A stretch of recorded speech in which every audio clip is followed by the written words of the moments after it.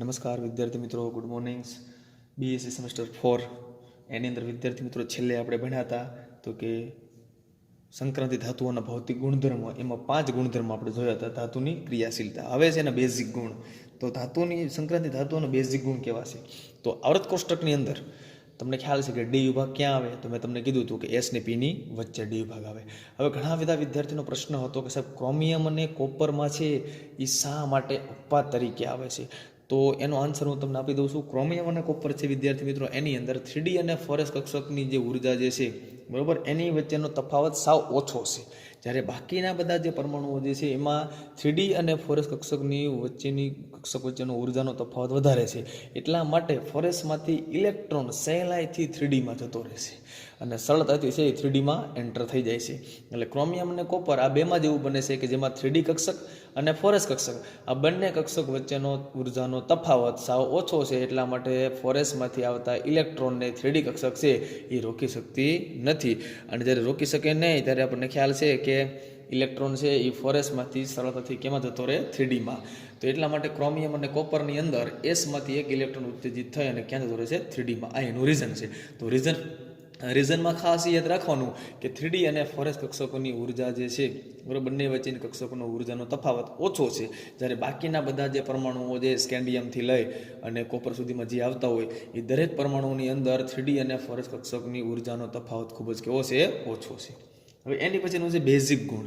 તો બેઝિક ગુણની અંદર વિદ્યાર્થી મિત્રો આપણે જોઈએ તો શ્રેણીમાં એટલે કે આવર્ત કોષ્ટકમાં એટલે કે અથવા સંક્રાંતિ ધાતુઓની અંદર તમે ડાબી બાજુથી જમણી બાજુ જાઓ એટલે કે સ્કેન્ડિયમથી કોપર તરફ જાઓ ત્યારે આયનીકરણ પોટેન્શિયલનું મૂલ્ય બહુ જ ઓછા પ્રમાણમાં વધે છે. એટલે આયનીકરણ પોટેન્શિયલનું મૂલ્ય છે એ બહુ વધારે છે, એ વધતું નથી. એટલે જ્યારે તમે શ્રેણીમાં ડાબી બાજુથી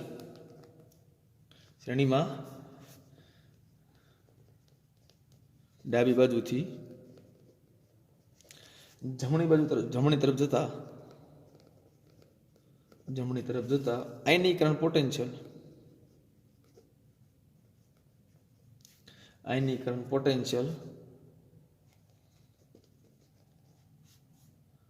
ઊંચા હોય છે.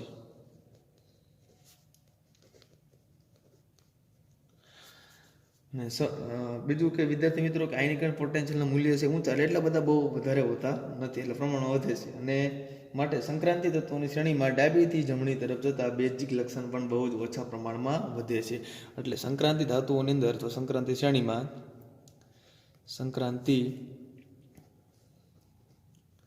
શ્રેણીમાં ડાબીથી જમણી તરફ એટલે કે સ્કેન્ડિયમથી લઈને કોપર તરફ ડાબીથી જમણી બાજુ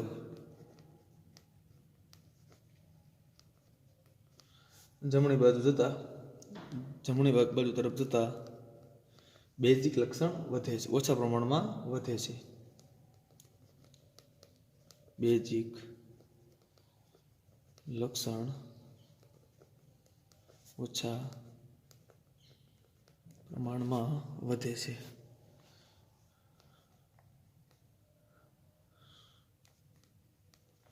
તો વિદ્યાર્થી મિત્રો આપણને ખ્યાલ છે કે આપણે ડાબીથી જમણી તરફ જશું એમ બેઝિક લક્ષણ જે છે બરાબર એ ખૂબ જ ઓછા પ્રમાણમાં વધતું હોય છે. બીજું છે તો કે તેમની બાહ્યતમ ઇલેક્ટ્રોનની ગોઠવણી લગભગ અચળ રહેતી હોય છે.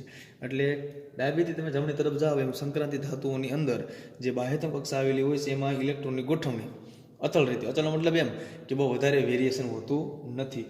અને આથી આડી હારમાં તેમના આજુબાજુના તત્વોના ગુણધર્મો મળતું આવે છે. એટલા માટે જો આડી હારની અંદર જેટલા પણ તત્વો આવે ને, આડી હાર ઊભી હારમાં ને ઊભી હાર પાસે ગુણધર્મો બદલાઈ જાય. આડી હારની અંદર જેટલા પણ ધાતુઓ આવે છે બાજુના પરમાણુઓ, એ બાજુના પરમાણુઓના ગુણધર્મો છે એ એકબીજાને મોટા ભાગના મળતા આવે છે. તો આવું શા માટે બને છે? તો કે જ્યારે સંક્રાંતિ ધાતુઓની અથવા સંક્રાંતિ શ્રેણીની અંદર જ્યારે ડાબી બાજુથી તમે જમણી તરફ જાઓ છો ત્યારે આયનીકરણ પોટેન્શિયલ છે એ ઓછા પ્રમાણમાં વધે છે. બીજું એનું બેઝિક લક્ષણ છે બરાબર, એમાં પણ ઓછો વધારો થાય છે. તેથી આડી હરોળમાં આવેલા તમામ તત્વોના ગુણધર્મ એકબીજાને કેવા મળે છે? સમાન મળે છે. એની પછી આગળ તો કે તેમની બાહ્યતમ ઇલેક્ટ્રોન ગોઠવણ લગભગ એવી અચળ રહેતી હોય છે. બીજું છે કે ઊભી હાર તમે જુઓ, આડી હારમાં આપણે જોયું કે આડી હારમાં સંક્રાંતિ ધાતુઓના જે પરમાણુઓ છે અને બીજી કોઈ પણ શ્રેણી છે 4D 5D, તો આ બધી શ્રેણીઓના તત્વોના ગુણધર્મ મોટા ભાગે સરખા હોય છે. પણ ઊભી હરોળ તમે રહો ને એટલે પછી છે ને એ શ્રેણી બદલાઈ જાય.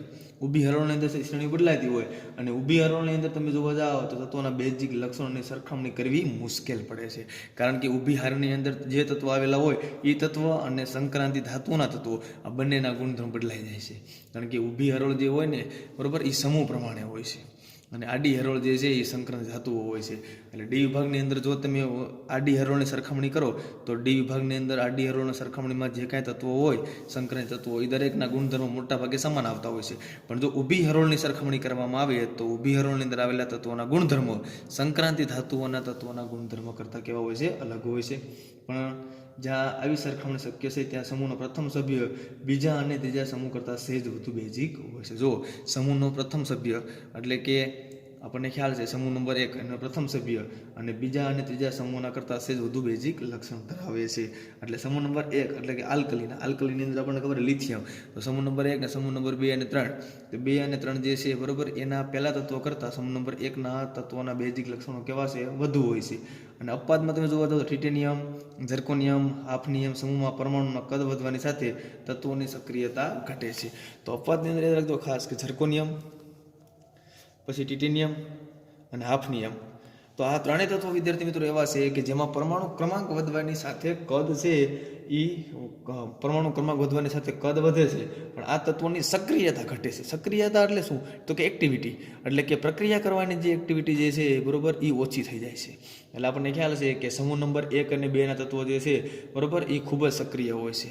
શા માટે? કારણ કે અવકાશની અંદર અથવા આપણને ખ્યાલ છે કે વાતાવરણની અંદર આ તત્વો છે એ છૂટા છવાયા રહેતા નથી, એ તરત જ બીજા પરમાણુ સાથે પ્રક્રિયા કરે છે, એટલે તમને સંયોજન સ્વરૂપે મળે, કારણ કે સક્રિય છે. જ્યારે ઝર્કોનિયમ, ટિટેનિયમ અને હાફનિયમ એવા છે કે જેમાં પરમાણુ ક્રમાંક વધવાની સાથે કદ ઘટે છે, પણ આ તત્વો જે છે એની કદ વધે છે, પણ આ જે તત્વો જે છે એની સક્રિયતા શું થાય છે? ઘટે છે. એટલા માટે ઉમદા લક્ષણ વધે છે. એટલા માટે આ જે તત્વો જે છે બરોબર એની અંદર ઉમદા લક્ષણ વધે. ઉમદા એટલે કે નિષ્ક્રિય વાયુનું પ્રમાણ શું થાય છે? વધે છે. એની પછીનો નેક્સ્ટ પોઈન્ટ તો કે ઓક્સિડેશન અવસ્થા. તો આપણને વિદ્યાર્થી મિત્રો ખ્યાલ છે કે દરેક તત્વની ઓક્સિડેશન અવસ્થા અલગ અલગ હોય છે અને દરેક તત્વ છે એ એક જ ઓક્સિડેશન અવસ્થા ધરાવતા નથી, એક કરતાં પણ વધારે ઓક્સિડેશન અવસ્થા ધરાવી શકે. તો સંક્રાંતિ તત્વોની અંદર ઓછામાં ઓછા 2 ઓક્સિડેશન અવસ્થા ત્યાંથી લઈ 1 થી લઈ અને 7 સુધીની ઓક્સિડેશન અવસ્થા ધરાવતા હોય છે. તો સંક્રાંતિ તત્વો જે છે ને એ વિવિધ પ્રકારની શું ધરાવે? ઓક્સિડેશન અવસ્થા. વિવિધ પ્રકારની એટલે અલગ અલગ એમ. તો સંક્રાંતિ તત્વો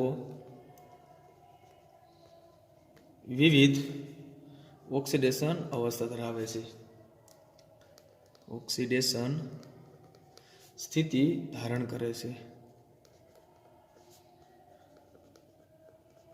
તો વિદ્યાર્થી મિત્રો આપણને ખ્યાલ છે કે સંક્રાંતિ તત્વો જે છે એ વિવિધ પ્રકારની ઓક્સિડેશન અવસ્થા અથવા સ્થિતિ ધારણ કરે છે, કારણ કે તેઓ બંધ બનાવવા માટે કોનો ઉપયોગ કરે છે? 3D અને 4s. અને 3D અને 4s બંને પ્રકારના ઇલેક્ટ્રોનનો ઉપયોગ કરે છે. એટલે આમ નીચી ઓક્સિડેશન સ્થિતિઓ આયોનિક બંધને લીધે અને ઊંચી ઓક્સિડેશન અવસ્થા સહસુર બંધને લીધે ઉદ્ભવે છે. જો એટલે જેની અંદર નીચી ઓક્સિડેશન અવસ્થા છે વિદ્યાર્થી મિત્રો એ કોના લીધે છે? તો કે આયોનિક બંધને લીધે છે. અને જે સંક્રાંતિ તત્વોની અંદર ઊંચી ઓક્સિડેશન અવસ્થા છે નીચી ઓક્સિડેશન અવસ્થા છે આયોનિક બંધને લીધે છે, અને નીચી ઓક્સિડેશન અવસ્થા જે છે એ સહસંયોજક બંધને લીધે હોય છે. તો ઓક્સિડેશન અવસ્થા અલગ અલગ શા માટે ધરાવશે? કારણ કે ઓક્સિડેશન અવસ્થા ધરાવવા માટે અથવા ઇલેક્ટ્રોન રચના તો બંધ બનાવવા માટે સંક્રાંતિ તત્વો છે કોનો ઉપયોગ કરે છે? N અને S નો. લખવાનું, કારણ કે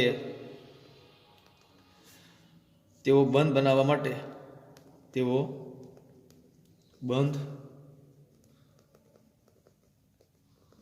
માટે S અને D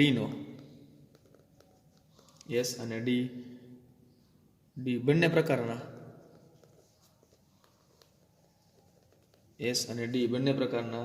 ઇલેક્ટ્રોનનો ઉપયોગ કરે છે.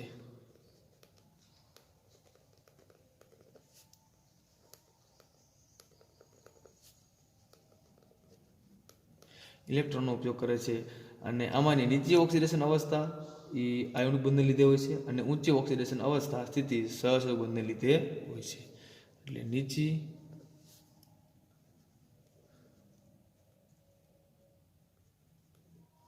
નીચી ઓક્સિડેશન સ્થિતિ આયોનિક બંધને લીધે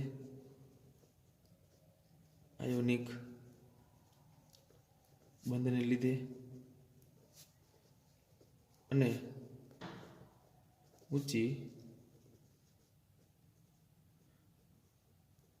ઓક્સિડેશન સ્થિતિ સહસંબંધને લીધે હોય છે. સહસંયોજક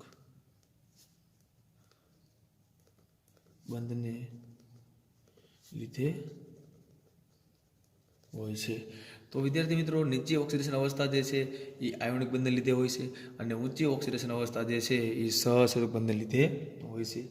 અને આ સિવાય આગળ જોઈએ તો ઓક્સિડેશન કરતા પદાર્થ દ્વારા NS ઇલેક્ટ્રોનનો એક અથવા બે ઇલેક્ટ્રોન જુદા પાડી શકાય છે.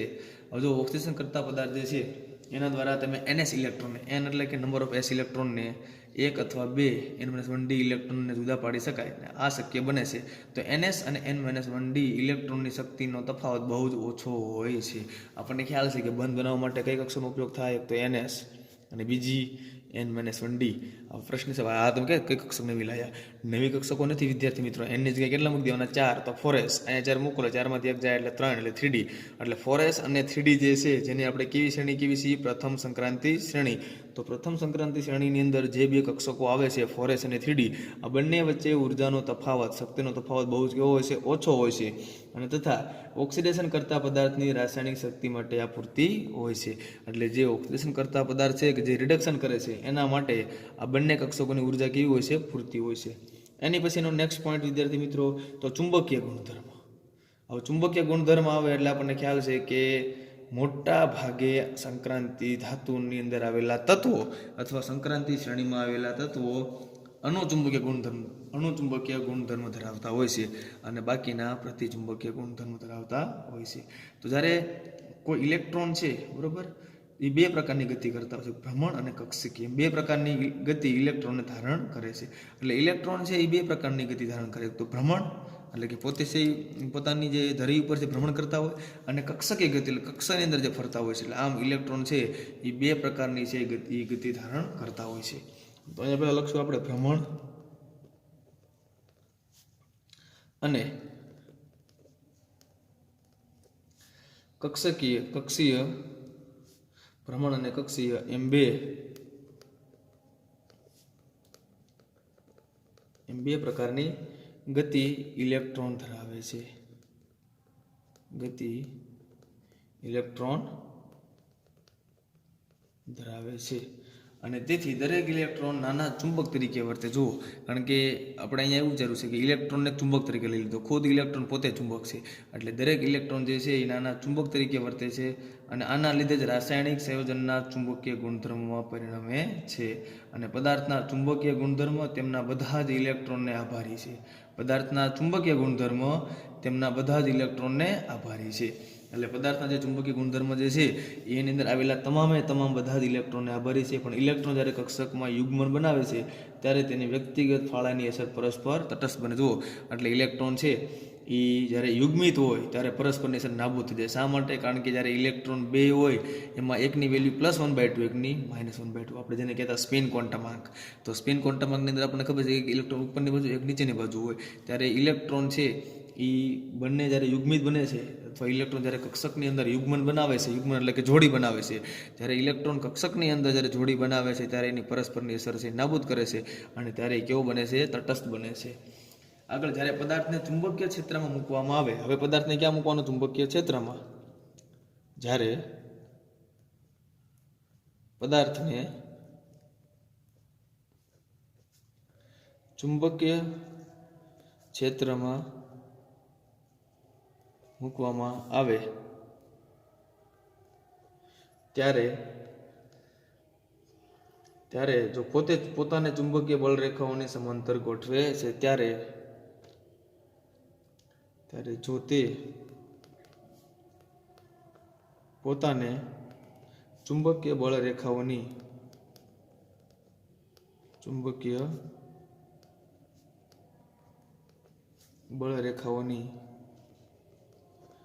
સમાંતર ગોઠવે છે,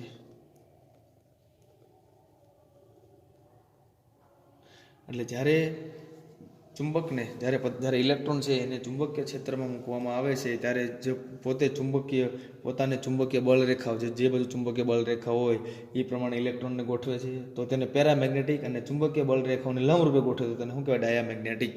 હવે વ્યાખ્યા બે આવી ગઈ આપણી પાસે કે જ્યારે પદાર્થને ચુંબકીય ક્ષેત્રમાં મૂકવામાં આવે છે ત્યારે જો ઇલેક્ટ્રોન એટલે કે પદાર્થ પોતાને ચુંબકીય બળ રેખાની સમાંતર ગોઠવે, જે બાજુ ચુંબકીય બળ રેખા હોય એની સમાંતર બાજુ ગોઠવે તો એને પેરામેગ્નેટિક પદાર્થ કહેવાય. અને જો ચુંબકીય બળ રેખાને લંબ ગોઠવે તો તેને ડાયામેગ્નેટિક તરીકે ઓળખવામાં આવે છે. તો જ્યારે પોતાને ચુંબકીય બળ રેખાઓની સમાંતર ગોઠવે છે તો તેને પેરામેગ્નેટિક તરીકે ઓળખવામાં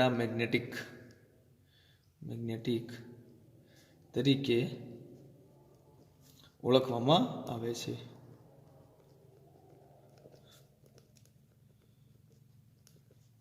અને જ્યારે ચુંબકીય બળ રેખાઓને લંબરૂપે ગોઠવે છે અને ચુંબકીય બળ રેખાઓની લંબરૂપે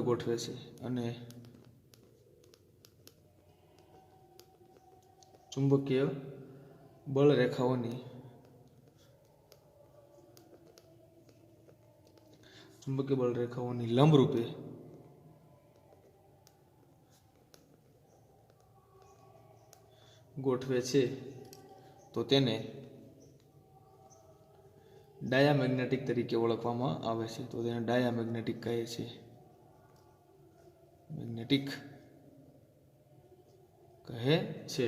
જ્યારે જુદી જુદી કક્ષકોમાંથી બધા જ ઇલેક્ટ્રોનને યુગ્મીકૃત બને ત્યારે ડાયામેગ્નેટિઝમમાં પરિણમે છે. અયુગ્મિત ઇલેક્ટ્રોનની હાજરી પરમાણુને નાના ચુંબકની જેમ વર્તવા પ્રેરે છે. જુઓ, અયુગ્મિત ઇલેક્ટ્રોનની હાજરી, અયુગ્મિત ઇલેક્ટ્રોન જે છે એના લીધે જ આપણને ખ્યાલ છે કે ચુંબકીય ગુણધર્મ કેવો આવે? અનુચુંબકીય આવે. તો જ્યારે અયુગ્મિત ઇલેક્ટ્રોનની હાજરી પરમાણુને ચુંબક તરીકે વર્તવા પ્રેરે છે અને તેથી લાગુ પડેલા ચુંબકીય ક્ષેત્રમાં આ પરમાણુઓ ચુંબકીય ક્ષેત્ર રેખાઓની સમાંતર રેખાઓને ગોઠવે છે અથવા પરમાણુઓને અસમાન ક્ષેત્રના પ્રબળ છેડા તરફ ધકેલે છે. એટલે જો અયુગ્મિત ઇલેક્ટ્રોન જે છે એની હાજરી છે એ પરમાણુને નાના ચુંબકની જેમ વર્તે છે. એટલે જ્યારે ઇલેક્ટ્રોન અયુગ્મિત હોય ત્યારે અયુગ્મિત ઇલેક્ટ્રોન જે છે એ ચુંબક તરીકે, એટલે કે અયુગ્મિત ઇલેક્ટ્રોનની હાજરી પરમાણુને ચુંબક તરીકે પ્રેરે છે અને તેથી તેને લાગુ પડેલા ચુંબકીય ક્ષેત્રમાં આ પરમાણુઓ ચુંબકીય રેખાઓની સમાંતર ગોઠવાય છે. એટલે જ્યારે તેથી લાગુ પડેલા ચુંબકીય ક્ષેત્રમાં આ પરમાણુઓ જે છે એ ચુંબકીય રેખાઓની સમાંતર રેખાઓ ગોઠવે છે. એટલે જે લાગુ પડેલા ચુંબકીય ક્ષેત્ર જે છે એને ચુંબકીય ક્ષેત્રની સમાંતર રેખાઓને ગોઠવે છે. એટલે આ પરમાણુઓ જે છે એ લાગુ પડેલા ચુંબકીય ક્ષેત્રમાં ચુંબકીય રેખાઓની સમાંતર રેખામાં ગોઠવે છે અથવા તો પરમાણુને પ્રબળ બનાવે છે. અને બહારથી લાગુ પડેલા ચુંબકીય ક્ષેત્રના પરિણામને ચુંબકીય બળ રેખાઓને પદાર્થમાંથી પસાર થાય છે અને આના પરિણામે તેના વજનમાં દેખીતી રીતે વધારો થાય છે. હવે બહારથી જે લાગુ પાડેલું ચુંબકીય ક્ષેત્ર છે વિદ્યાર્થી મિત્રો, પરિણામે એના લીધે ચુંબકીય બળ રેખાઓ પદાર્થમાંથી પસાર થાય છે. એટલે કે ચુંબકીય જે બળ રેખાઓ હતી એમાંથી પદાર્થમાંથી ચુંબકીય બળ રેખાઓ પસાર થાય છે અને બળ રેખાઓ પદાર્થમાં જ્યારે પસાર થાય છે અને પરિણામે તેના વજનમાં દેખીતી રીતે વધારો થાય છે. એટલે જ્યારે ચુંબકીય ક્ષેત્રની અંદર આપણે કોઈ પદાર્થને મૂક્યો છે તો ઇલેક્ટ્રોનને મૂક્યા છે ત્યારે બહારથી તમે જે લાગુ પાડેલું ચુંબકીય ક્ષેત્ર ને પરિણામે જ્યારે ચુંબકીય બળ રેખાઓ છે એ પદાર્થમાંથી જે પસાર થાય છે ત્યારે પદાર્થની અંદર દેખીતી રીતે વજનમાં શું થાય છે? વધારો થાય છે. અને વજનમાં વધારો થાય એટલે પછી ખ્યાલ આવે કે પદાર્થમાંથી કોણ પસાર થયું છે? ચુંબકીય બળ રેખાઓ. કે જ્યારે પદાર્થમાંથી ચુંબકીય બળ રેખાઓ પસાર થાય છે ત્યારે જ એના વજનમાં શું થાય છે? વધારો થાય છે. હુંડના નિયમ પ્રમાણે, તો હુંડનો નિયમ શું કીધું હતું કે અપૂર્ણ ડી કક્ષકવાળા ઇલેક્ટ્રોન અથવા સંગ્રહિત તત્વના પરમાણુઓ આવા કેટલાક અયુગ્મિત ઇલેક્ટ્રોન હોય છે માટે તેઓ પેરામેગ્નેટિક છે. અને સંક્રાંતિ તત્વના આયનો અયુગ્મિતકૃત ઇલેક્ટ્રોન સમાવતા હોય છે તેઓ પણ પેરામેગ્નેટિક હોય છે. એટલે હુંડના નિયમ પ્રમાણે હુંડે એવું કીધું હતું કે સંક્રાંતિ તત્વો જે છે એની અંદર અયુગ્મિત ઇલેક્ટ્રોન આવેલા હોય છે અને અયુગ્મિત ઇલેક્ટ્રોનને આપણે શું કહીએ છીએ? પેરામેગ્નેટિક. અને હુંડના નિયમ પ્રમાણે કે સૌથી પહેલી નીચામાં નીચી જે શક્તિ સપાટી છે એમાં ઇલેક્ટ્રોન પહેલાં દાખલ થાય અને જેની શક્તિ સપાટી ઊંચી છે એમાં ઇલેક્ટ્રોન પછી દાખલ થાય છે, જેને આપણે શું કહેવી છે? પેરામેગ્નેટિક. કે જે કોનો નિયમ હતો? હુંડનો નિયમ. એની પછી છે વિદ્યાર્થી મિત્રો નેક્સ્ટ પોઈન્ટ, ઉદ્દીપકીય ગુણધર્મ. તો સંક્રાંતિ ધાતુઓ જે છે એ મોટા ભાગે ઉદ્દીપક તરીકે ગુણધર્મ દર્શાવે. ઉદ્દીપકીય ગુણધર્મ. તો સંક્રાંતિ તત્વોની અંદર ઘણા બધા તત્વો એવા છે કે જે ઉદ્દીપક તરીકે કામ કરે. ઉદ્દીપકનો મતલબ શું થાય? ઉદ્દીપકની વ્યાખ્યા શું? પહેલાં તો ઉદ્દીપક એને કહેવાય કે જે પ્રક્રિયાના વેગમાં વધારો કરે એને શું કહેવાય? ઉદ્દીપક કહેવાય. એટલે રેટ ઓફ રિએક્શન, એટલે કે પ્રક્રિયાના દરમાં, પ્રક્રિયાના વેગમાં વધારો કરે પણ પ્રક્રિયામાં ક્યાંય ભાગ ન લે, એટલે કે નિપજની સાથોસાથ પાછા મૂળ અવસ્થામાં પાછા મળે, એને શું કહેવાય? ઉદ્દીપક કહેવાય. એટલે પ્રક્રિયા છે એ ટૂંકા સમયની માઇલપા, એટલે કે ઓછા સમયની માઇલપા પૂર્ણ કેમ થાય, બરાબર, એના માટેનો જે પ્રયત્ન કરે એને શું કહેવાય? ઉદ્દીપક કહેવાય. તો અહીંયા ઘણી બધી સંક્રાંતિ ધાતુઓ એવી છે કે જેના સંયોજનો ઉદ્દીપક તરીકે વર્તે છે. એટલે ઘણી બધી સંક્રાંતિ ધાતુઓ જે છે, અથવા ઘણા બધી સંક્રાંતિ ધાતુઓના સંયોજનો એવા છે કે જેમાં સંક્રાંતિ ધાતુઓ ઉદ્દીપક તરીકે વર્તે છે. જેમ કે Fe આયન ક્યાં આવશે વિદ્યાર્થી મિત્રો? તો કે એમોનિયા બનાવવા માટેની હેબર વિધિ, પછી પ્લેટિનમ, બરાબર, પછી વેનેડિયમ પેન્ટોક્સાઇડ, સલ્ફ્યુરિક એસિડ માટે સંપર્ક વિધિ, પછી હાઇડ્રોજનીકરણ માટે નિકલ ધાતુ, બરાબર ને. તો બધી જ ધાતુઓ જે છે કે જે ઉદ્દીપક તરીકે કાર્ય કરે છે.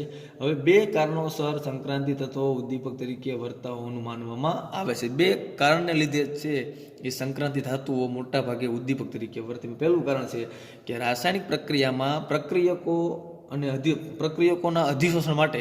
હવે અધિશોષણ કોને કહેવાય? કે કોઈ ઘન પદાર્થની સપાટી ઉપર એકઠા થતા જે પદાર્થો હોય એનું મારે શું કરવું છે? અધિશોષણ, એટલે કે શોષણ, જેને આપણે કહેવી અધિશોષિત. તો ઘન પદાર્થની સપાટી એટલે કે ઉદ્દીપક, એટલે કે ઉદ્દીપક જે છે એ રાસાયણિક પ્રક્રિયામાં પ્રક્રિયકોના અધિશોષણ માટે જરૂરી એવી સપાટી સંક્રાંતિ પૂરી પાડે છે. જેથી પ્રક્રિયકો અધિશોષણ માટે જરૂરી એવી સપાટી સંક્રાંતિ તત્વો પૂરી પાડે છે, અને જેથી પ્રક્રિયકો એકબીજાના ગાઢ સંપર્કમાં આવી અને ઉદ્દીપકની સપાટી ઉપર જ પ્રક્રિયા કરે છે. જુઓ, ઉદ્દીપક જે છે એમાં સંક્રાંતિ ધાતુઓ છે એ અધિશોષણ કરવા માટે ઉદ્દીપકની સપાટી પૂરી પાડે છે.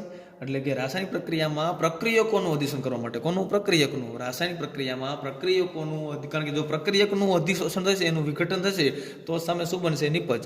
તો રાસાયણિક પ્રક્રિયાની અંદર પ્રક્રિયકોનું અધિશોષણ માટે જરૂરી એવી સપાટી સંક્રાંતિ તત્વો પૂરી પાડે છે, અને જેથી પ્રક્રિયકો અને ઉદ્દીપક એકબીજાના ગાઢ સંપર્કમાં આવે છે.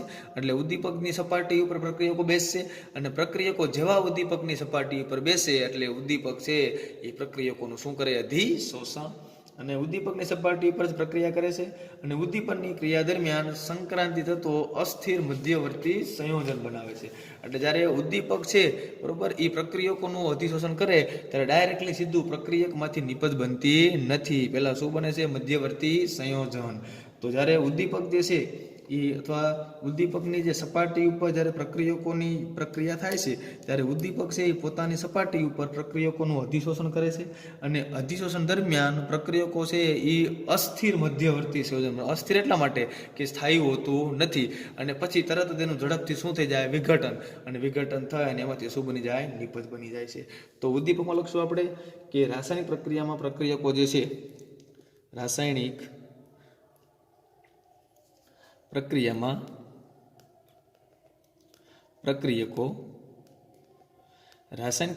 પ્રક્રિયકો અધિશોષણ માટે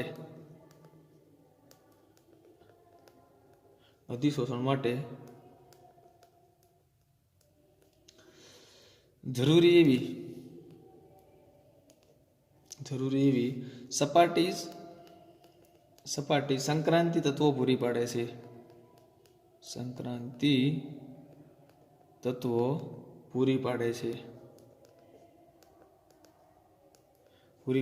જેથી પ્રક્રિયકો એકબીજાના ગાઢ સંપર્કમાં આવી. જેથી પ્રક્રિયકો એકબીજાના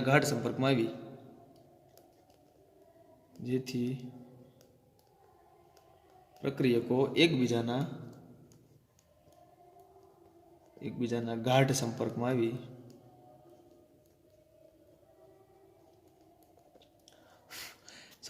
આવી પ્રક્રિયા કરે છે. એટલે કે ઉદ્દીપકની સપાટી પર સંપર્કમાં આવી ઉદ્દીપકની સપાટી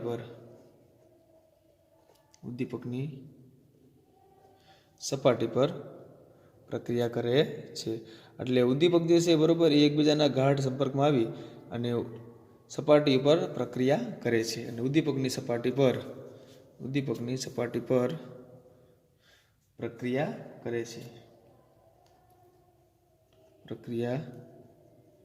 છે. અને ઉદ્દીપકની ક્રિયા દરમિયાન સંક્રાંતિ તત્વો છે શું બનાવે છે? મધ્યવર્તી સંયોજન. અને પ્રક્રિયકો મધ્યવર્તી અસ્થિર સંયોજન બનાવે તો મધ્યવર્તી સંયોજનો બનાવે છે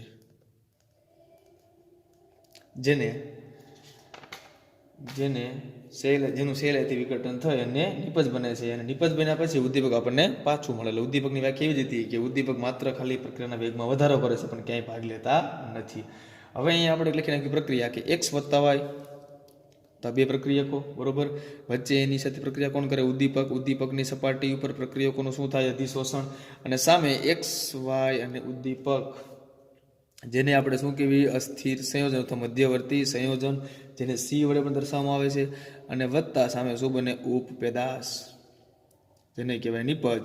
અને વત્તા C એટલે કે મધ્યવર્તી આપણે ઉદ્દીપક, જે આપણને પાછો મળે છે. એટલે અહીંયા 41 એટલે કે C ઉદ્દીપક છે એ તમને પાછો મળે છે. તો અહીંયા આપણને ખ્યાલ આવ્યો કે સંક્રાંતિ તત્વો જે છે એની વિવિધ સંયોજકતાને લીધે આવા અસ્થિર મધ્યવર્તી સંયોજનોનું સહેલાઈથી બનાવી શકે છે. એટલે સંક્રાંતિ તત્વો જે છે ને એ વિવિધ પ્રકારની શું ધરાવે છે? સંયોજકતા એટલે કે ઓક્સિડેશન અવસ્થા. અને વિવિધ પ્રકારની ઓક્સિડેશન અવસ્થા ધરાવે છે, એટલા માટે એ ઘણા બધા પ્રકારના શું બનાવે છે? મધ્યવર્તી સંયોજનો. એટલે મધ્યવર્તી સંયોજનો બનાવવા માટે સૌથી પહેલાં છે એ ઉદ્દીપક પોતાની ઉપર, ઉદ્દીપક છે એ સપાટી તૈયાર કરે છે. અને ઉદ્દીપક તરીકે કોણ હોય? સંક્રાંતિ ધાતુઓ. અને સંક્રાંતિ ધાતુઓ છે એ સપાટી પૂરી પાડે છે. અને એની ઉપર છે એ રાસાયણિક પ્રક્રિયામાં ભાગ લેતા પ્રક્રિયકો એની પર એકઠા થાય છે. એકઠા થયા પછી ઉદ્દીપક અને પ્રક્રિયકો એકબીજાના ગાઢ સંપર્કમાં આવે છે. અને સંપર્કમાં આવ્યા પછી ઉદ્દીપક અને પ્રક્રિયકો વચ્ચે પ્રક્રિયા થઈ અને અસ્થિર મધ્યવર્તી સંયોજન બનાવે છે. અને જેનું સહેલાઈથી વિઘટન થઈ આપણને શું મળે છે? નિપજ મળે છે. અને નિપજની સાથોસાથ પાછા આપણને શું મળે છે? ઉદ્દીપક. આગળ એની પછી તો કે સંકીર્ણ સંયોજનો. સંકીર્ણ સંયોજનો, તો સંકીર્ણ સંયોજનો કોને કે વિદ્યાર્થી મિત્રો? આપણને ખ્યાલ છે કે સવર્ગ સંયોજન બનાવવા માટે જેને બ્રેકેટમાં દર્શાવેલા હોય, એટલે કે ધાતુ સાથે લિગેન્ડ જોડાયેલા હોય, એને આપણે શું કહેવી? સંકીર્ણ સંયોજનો. એટલે કે ધાતુ અને લિગેન્ડ એકબીજા સાથે સવર્ગ સહસંબંધી જોડાય તો એને આપણે શું કહેવી? સવર્ગ સંયોજનો. એને ઓળખવા માટેની નિશાની શું? તો કે બ્રેકેટમાં દર્શાવેલા બધા જ સંયોજનોને શું કહેવાય? સંકીર્ણ સંયોજનો. હવે આ તત્વો જે છે સંકીર્ણ સંયોજનો એ શું ધરાવે? તો સંકીર્ણ સંયોજનોની અંદર પણ કોનો ઉપયોગ થાય છે? સંક્રાંતિ તત્વોનો. કારણ કે બ્રેકેટની અંદર તમે જાઓ એટલે મોટા ભાગની ધાતુઓ કઈ હોય છે? સંક્રાંતિ ધાતુઓ. એની લાક્ષણિકતા શું છે? પહેલું જ તે કે સંક્રાંતિ તત્વો જે છે એ વિવિધ પ્રકારની શું ધરાવે? ઓક્સિડેશન અવસ્થા. બીજું, બેઝિક લક્ષણ બહુ જ કેવું? વધારે હોતું નથી. અને ત્રીજું કે ધન આયનનું કદ કેવું હોય છે? નાનું હોય છે. અને ચોથું શું હોય છે? કે લિગેન્ડ સાથે સિગ્મા બંધ અથવા પાય બંધ બનાવવા માટે કેવા હોય છે? શક્તિમાન હોય છે. એટલે કે ઇલેક્ટ્રોનની એકલવાયી જોડીઓ સ્વીકારવા માટે યોગ્ય શક્તિશાળી ખાલી કક્ષકો હોય છે. એટલે સંક્રાંતિ ધાતુઓ પાસે લિગેન્ડ છે બંધ બનાવે ત્યારે લિગેન્ડને સમાવવા માટે સંક્રાંતિ ધાતુઓ પાસે ડી કક્ષકો કેવી હોય છે? ખાલી હોય છે. અને તેથી સંક્રાંતિ તત્વો ઘણા બધા શું બનાવે? સંકીર્ણ સંયોજનો. અને બધા જ સંક્રાંતિ તત્વો એક સરળતાથી સંકીર્ણો બનાવી શકતા નથી. એટલે બધા સંક્રાંતિ તત્વો છે એ એક જ સરખા સંકીર્ણ સંયોજનો બનાવતા નથી. તો શું એની ખાસિયત છે? પહેલી તો એ કે સંક્રાંતિ તત્વો જે આવે છે સંકીર્ણ સંયોજનોમાં, એ સંક્રાંતિ તત્વો છે એ વિવિધ પ્રકારની શું ધરાવે છે? ઓક્સિડેશન અવસ્થા. બીજું, એનું બેઝિક લક્ષણ ખૂબ જ ઓછું હોય છે. બેઝિક લક્ષણ બહુ વધારે હોતું નથી, એટલે કે મોટાભાગના લક્ષણો કેવા? સમાન હોય છે. અને ત્રીજું કે ધાતુ એટલે કે સંક્રાંતિ ધાતુ જે ધન આયન છે એનું કદ કેવું હોય છે? નાનું. અને ચોથું કે લિગેન્ડ સાથે છે એ સંક્રાંતિ ધાતુઓ સિગ્મા અથવા પાયબંધ બનાવે છે. અને સિગ્મા અને પાયબંધ બનાવવા માટે એ જે ઇલેક્ટ્રોનની જે એકલવાયી જોડી જે છે એ જોડીઓને સમાવવા માટે ધાતુઓ પાસે ખાલી કઈ હોય છે? ડી કક્ષકો. જો ખાલી ડી કક્ષકો વિદ્યાર્થી મિત્રો હોય તો જ એમાં લિગેન્ડ આવી શકે. પણ જો ધાતુ પાસે ડી કક્ષકો ખાલી નહીં હોય તો લિગેન્ડ છે એ ધાતુ સાથે જોડાઈ શકતા નથી. આગળની અંદર જુઓ તો બે પ્રકારના સંકીર્ણોની સ્થિરતાનો આધાર નીચેની બે બાબત પર આધાર રાખે છે. પહેલું કે ચોક્કસ શ્રેણીના તત્વોનો પરમાણુ ક્રમાંક વધવાની સાથે પરમાણુ કદ ઘટવાની સાથે તેમના સંકીર્ણ સંયોજનની સ્થિરતા વધે છે. જુઓ, શ્રેણીમાં તમે આગળ જશો એમ પરમાણુ ક્રમાંક વધે. પરમાણુ ક્રમાંક વધવાની સાથે પરમાણુ કદમાં ઘટાડો થાય છે. અને પરમાણુ કદ ઘટવાની સાથે સંકીર્ણની સ્થિરતા શું થાય છે? વધે છે. બીજો આધાર કોની ઉપર? તો કે ચોક્કસ તત્વોના ઓક્સિડેશન આંક વધવાની સાથે સ્થિરતા વધે. જો ઓક્સિડેશન આંક વધે તો સામે સંકીર્ણ સંયોજનોની સ્થિરતા પણ શું થાય છે? વધે છે. તો કેવી રીતના? તો કે સંકીર્ણ આયનોના બંધારણમાં સામાન્યપણે રેખીય આકાર હોય, સમફલકીય આકાર હોય. જો સિમ્પલ હોય તો રેખીય હોય, ચાર હોય તો સમતુલ્ય ચોરસ. જો 6 હોય તો અષ્ટફલકીય આ પ્રકારના હોય છે. અને હકીકત સૂચવે છે કે સંકીર્ણોની રચનામાં કક્ષકોનું સંકરણ ઉદ્ભવે છે. એટલે આપણે જોયું કે સંકીર્ણ સંયોજનો છે એ વિવિધ પ્રકારના આકાર ધરાવે. એમાં મોટાભાગે કયા કયા? રેખીય, પછી સમચતુષ્ફલકીય, પછી અષ્ટફલકીય અને સમચોરસ આટલા પ્રકારના ધરાવે. શા માટે? કારણ કે સંકીર્ણ સંયોજન જ્યારે બને છે ત્યારે ધાતુ સાથે જોડાયેલા લિગેન્ડની સંખ્યા 6 અથવા કેટલી હોય છે? 4. જો 6 હોય તો અષ્ટફલકીય, 4 હોય તો સમતલીય ચોરસ અથવા સમચતુષ્ફલકીય, અને જો 5 હોય તો જેને આપણે કહીએ છીએ ત્રિકોણીય દ્વિપિરામિડલ. તો અહીંયા વિદ્યાર્થી મિત્રો છે એ આપણે પૂરું કરવી છે. આની પછી નેક્સ્ટ આવશે અંતરાલીય સંયોજનો.